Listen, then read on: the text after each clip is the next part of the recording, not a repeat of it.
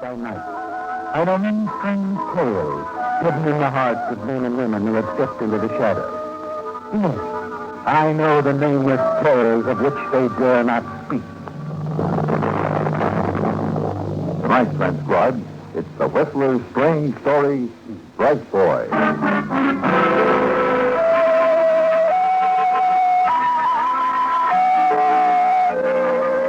Though inwardly he was raging at her, outside Steve Carson looked cool as a piece of ice. 10 years as a private detective had given him that. The nonchalance outside, in spite of the burn-ups underneath. Yes, Steve was a top-notch detective. A bright boy. Smart enough to see, when Verna came along 5 years ago, that investigation fees were chicken fees.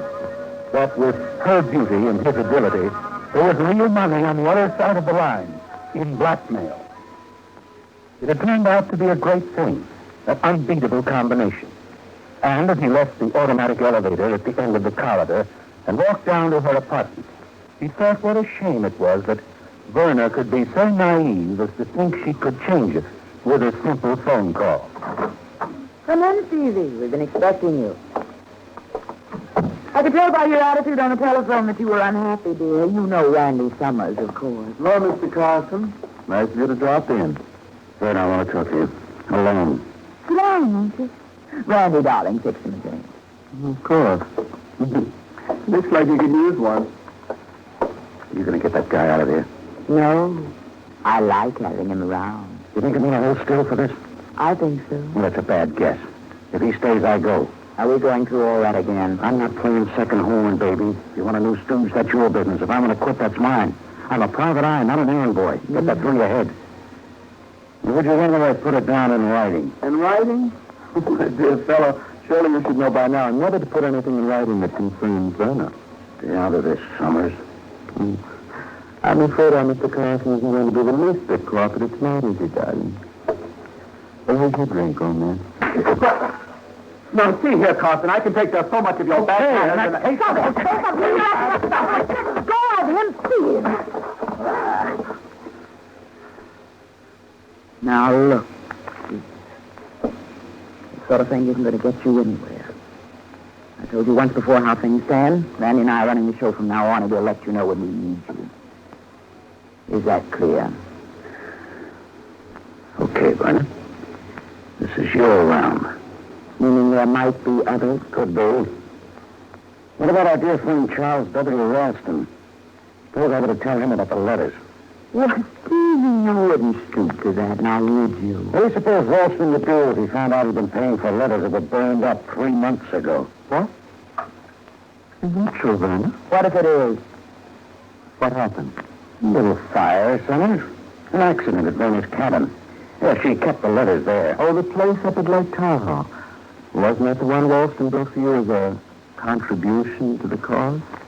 Yes. It was nice of him, wasn't it, Steve? Oh, you love it, Randy. Way off in the mountains overlooking Lake Tahoe. Quiet, peaceful. Miles from anyone. It was lucky you were there at the time, so it wasn't a total loss. You know, Steve, I think I'll have that old-fashioned ceiling lamp removed. Too dangerous. The same thing could happen again. Get back to the point, Verna. What about the letters?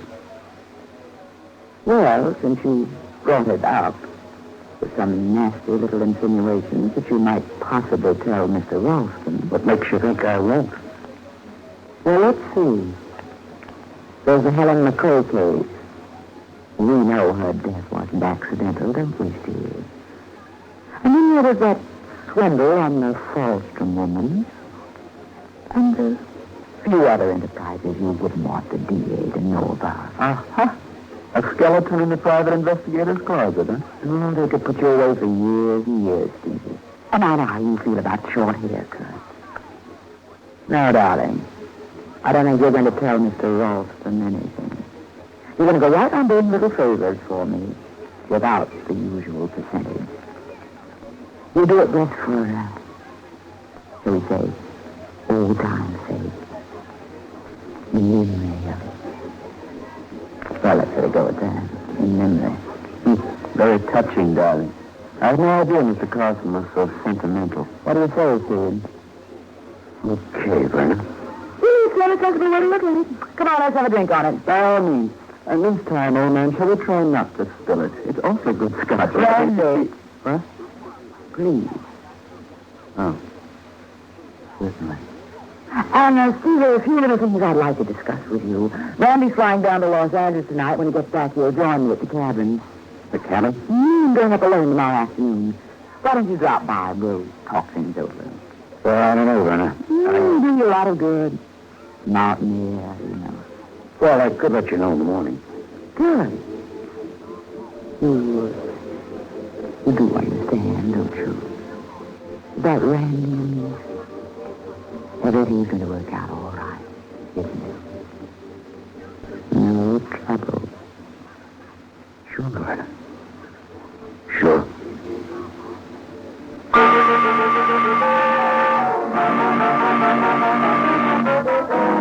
Yes, Steve. You're a bright boy. Smart enough to know there's only one way to handle Werner now. Leaving an apartment, you drive across town and finally pull up in front of another apartment building and hurry up to the penthouse. I don't think you know me, Mr. Ralston. I'm afraid I don't. Steve Carson, private investigator. I came to see you about a Miss Verna Sheldon. I'm sorry, I have a proposition, Mr. Ralston. Master, huh? Yes, please do.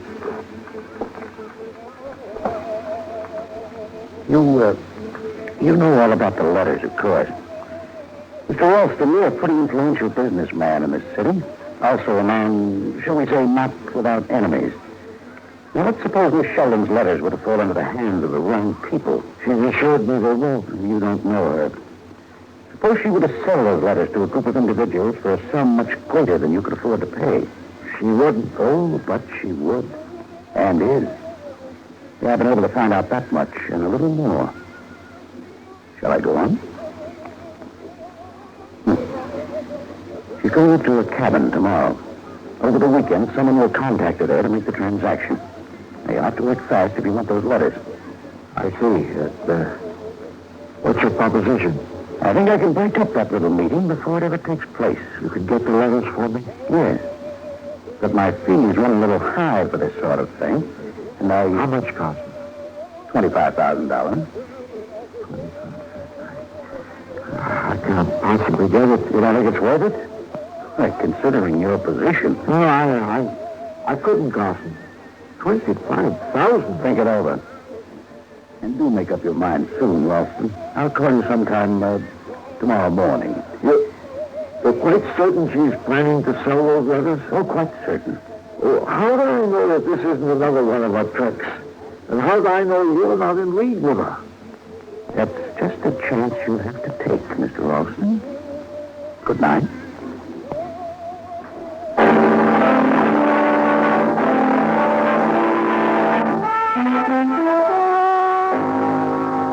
The next move is the big one, isn't it, Steve? There's the matter of the defective kerosene lamp in Verna's cabin at Lake Tahoe. The same lamp that caused the fire that burned Mr. Ralston's letters. A thing like that is liable to happen again, isn't it? Especially since you arrive at the cabin 5 hours later, equipped with 5 gallons of high-test gasoline, and proceed to change the possibility into a certainty. You can see Verna now arriving at the cabin, pulling the lamp down. There's the flick of a match, an explosion, and a fire to remove any trace of your visit. By 8 o'clock the following morning, you're back in town to call on Verna as you promised, to regret that you can't accompany her, and to make sure her visit to the cabin is coming off on schedule.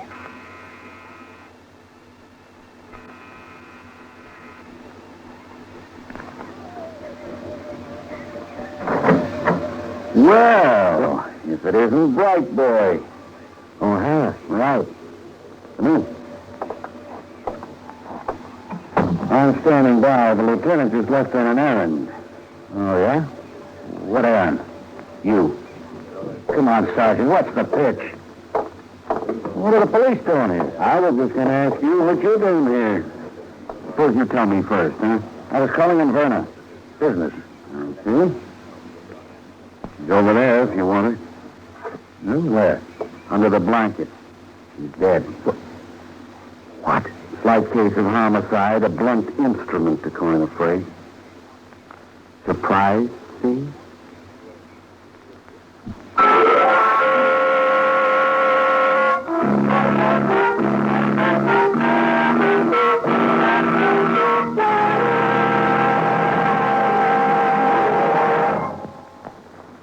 In just a minute, the Whistler will continue tonight's story. All of us are proud of our hometowns, and rightly so. In this brief moment before we continue with our program, we'd like to offer a salute to one of our hometowns in America, Indianapolis, Indiana. Capital of the state and a great transportation center, Indianapolis' extensive trade is based on the rich territory which surrounds it. Large coal fields, tremendous deposits of building stone, and one of the richest sections of corn and wheat in the world. But perhaps one of the best-known features of the city to the world at large is the Indianapolis Speedway. It was built in 1909 as a proving ground for automobiles, and each Memorial Day, the famous 500-mile race is held there. From the experience gained in this annual event have come many improvements in automobiles. Every time you used your rear vision mirror, every time you filled your tank with ethyl gasoline, every time you appreciated the comfort of your improved tires, you were given credit to something that was first used on that speedway. Indianapolis has its famous citizens, too. Benjamin Harrison, the 23rd President of the United States, called it his hometown. So did James Whitcomb Riley, the great Hoosier poet. And it was the birthplace of General Walter Beadle Smith, Chief of Staff of the American forces in Europe during World War II. Nearly 500,000 people live in Indianapolis today, and they're proud of the part their hometown has played in the building of America. And now, back to the Whistler.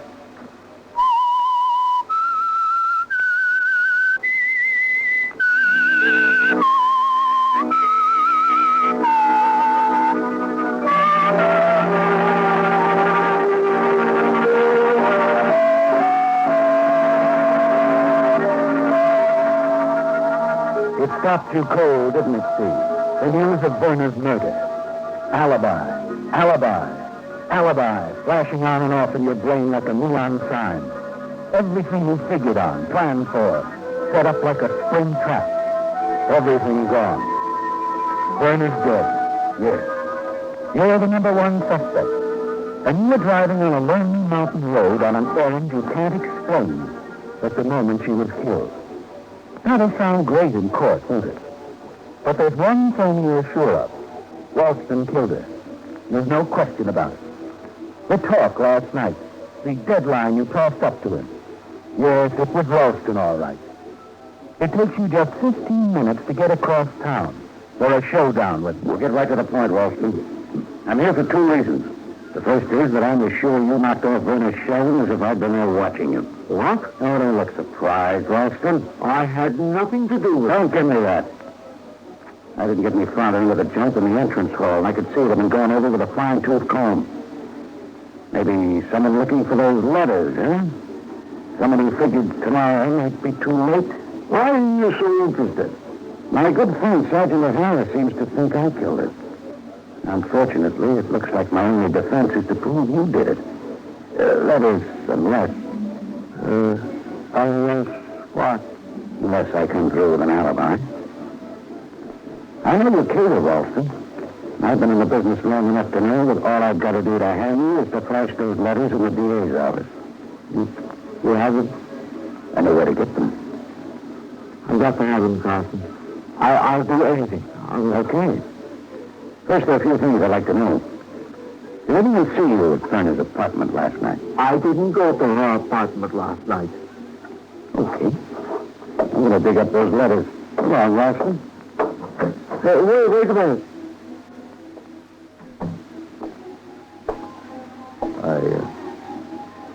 I did it. Yes. I killed her. I had to. I would have been ruined. That's better.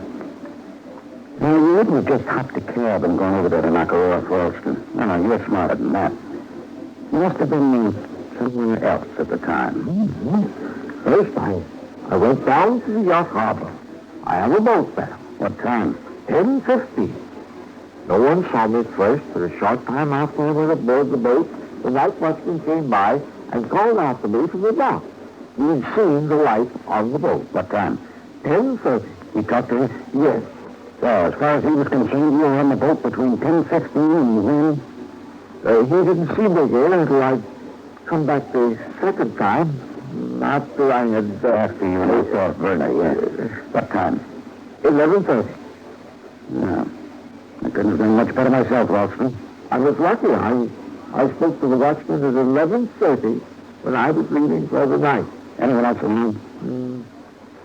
Yes, several men a few yards ahead of me. I think they came from the club. Okay. Mm-hmm. And the watchman will recall their others when you spoke to him. I suppose so. It was rather dark, but I think he must have noticed them. Oh, that's good enough for me. I'm sure the police will accept your word. Oh, what are you getting at? You're my alibi. I was with you in that boat all the time. Remember? Well, that alibi was a lot to me, Ralston. You might even be willing to forget about the $25,000. The watchman didn't see you in the boat alone. He didn't see you leave when you went to find his apartment, nor when you came back. And when you finally checked with him just before going home, there were others around. That makes an alibi for the both of us. What about the others? You won't find them, Ralston. You almost tore the tank to pieces and you couldn't find them. I could have told you they weren't there.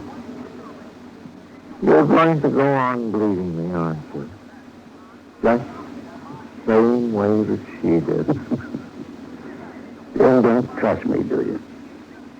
Listen, Carson. Bring the letters here, and I'll give you the cash tonight. Well, let's wait until the investigation's over. It's safer that way.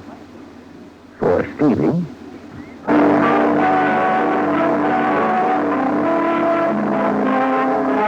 Well, Steve, it's like sitting in on a poker game. You're leaning back now, watching each of them play their trump card, knowing all the time you have the topper up your sleeve. Randy Summers, the new boy, will be on his way back to Los Angeles. And you know that 30 seconds after he finishes his story of what happened between you and Werner on the evening of the murder, the DA will be on the phone, asking for the answers. There's nothing to do now but wait. Thursday. Friday. And then Saturday morning as you enter your office. Hello, bright boy. I've been waiting for you. What's on your mind, huh? Just like to have a little talk with you, that's all. You and the Sheldon band are good friends, aren't you? Particularly good friends? For what? So I understand things suddenly went sour. Ah, little pigeon flew in from L.A. Slipped that to you. You deny threatening her because she dropped you for the Summers guy? We had a slight disagreement, that's all. The first quarrel was a week ago at her apartment. The second was the next day in a downtown bar. And don't say you didn't because Summers says so and so does the bartender. The third one was on the night she was killed, just after she called you on the phone and told you it was all off. Now, what was the beef about? Well, you wouldn't be interested. Why didn't you tell me you were up to her apartment on the night of the murder? You didn't ask me. Summers was there, too, incidentally. He was still there when I left. He caught the 9:45 plane at the airport. We checked him. Now, you were there at 7:30. Right, the first time. What do you mean, the first time? You didn't go back around 10:30? What are you talking about, O'Hare? Seems the Sheldon band got a phone call at 9:15 just before Summers left. It was from you. Wait a minute, you're all wrong. You made an appointment to see her at 10:30. That's a lie. Did you keep it, Carson? Someone's been giving you a line. Summers was there when the call came in. She told him it was you. Said you were coming back. Summers wanted to stick around in case you got rough, but she told him she could handle you. So he took his plane. The guy's lying, O'Hara. I believe him, Carson. That's how I come to have this warrant.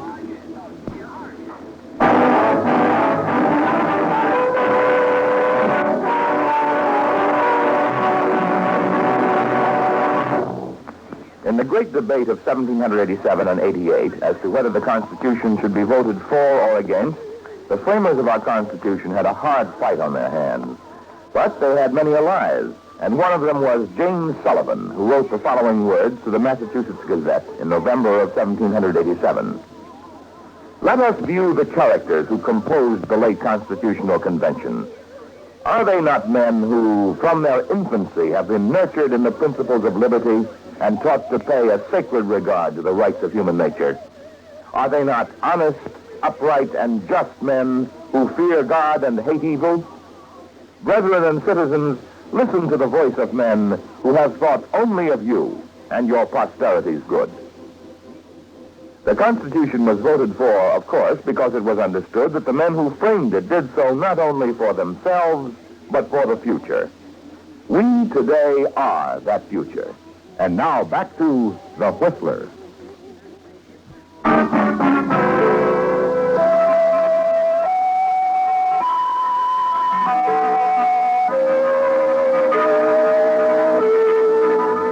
Well, Steve, it's quite a poker hand, isn't it? O'Hara and Summers have played their cards, but you still have the topper up your sleeve. However, the phone call Verna supposedly received from you is puzzling, isn't it? You try to figure it out as you sit in the anteroom, waiting to see District Attorney Skelly. Summers must have been telling the truth. For some reason or other, Verna didn't want him to know who called and told him it was you. It was Ralston, of course, pleading for his letters again. And when she turned him down, he decided to kill her. Ralston, you knew you'd need that top car, didn't you, Steve? But you had no idea you'd need it this badly. Hello, Carson. Hello, D.A. Doesn't look so good, does it? Yeah, got it all figured out, huh? Just about. Oh, good. Now, if you'll stop figuring long enough to ask me where I was at the time of the murder, maybe we'll all have a great big laugh. Okay. Floor's yours. I was on a boat at Yacht Harbor, talking over some confidential business with a client of mine. Yeah? Who? He's a pretty important guy, Skelly. Big shot in the savings and loan business. I suppose his name's confidential, too. No, not at all. Charles W. Ralston. Is that good enough? Ralston? If you don't believe me, get on the phone. Call him. You're, serious about this? Sure. Go ahead, call him up. You better brace yourself. Ralston was killed in a cabin at Lake Tahoe last night. Seems a coal oil lamp exploded or something. A couple of rangers saw the flames. Something wrong, Carson?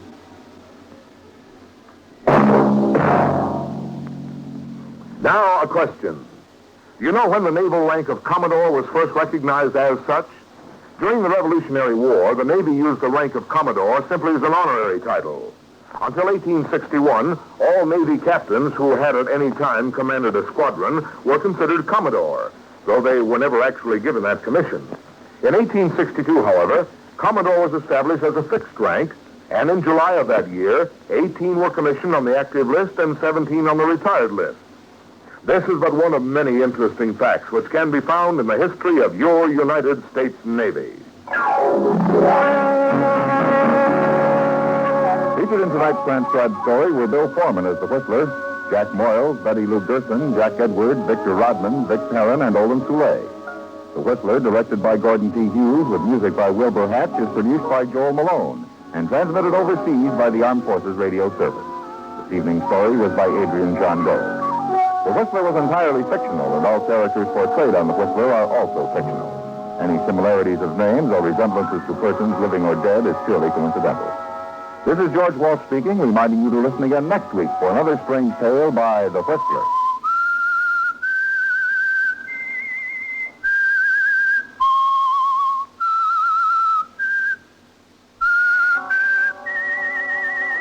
This is the United States Armed Forces Radio and Television Service.